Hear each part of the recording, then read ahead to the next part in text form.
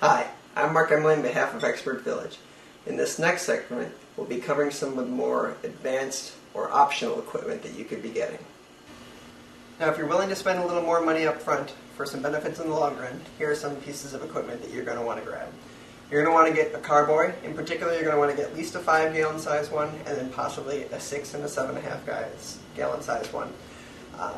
They're better for the fermentation as they don't scratch as easily as plastic, and they'll last pretty much forever. Along with that, you can grab a carboy handle, which makes it easy to pick up when it's empty. Don't use it when it's full. You can also get a thermo strip, which will help tell you the fermentation temperature. For this, you're going to also need another stopper and an airlock that's appropriately sized for this. If you do grab a carboy, make sure you grab a funnel so you can pour your wort in nice and easily. This is a hydrometer. It'll help you figure out how much sugar and then eventually how much alcohol is in your beer. It's a very handy tool. You're going to want a nice thermometer so you can measure the temperatures during a different part of your process.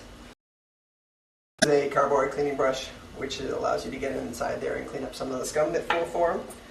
This is a bottle washer, which you can attach to the bottom of your faucets with a special little adapter, and it'll make your bottle washing a lot easier. And finally, for holding grains and hops, we have some different size nylon grain bags that you can be using. This one would be better for a bunch of grains. This one you could do a lot of leaf hops in, or a small amount of grains.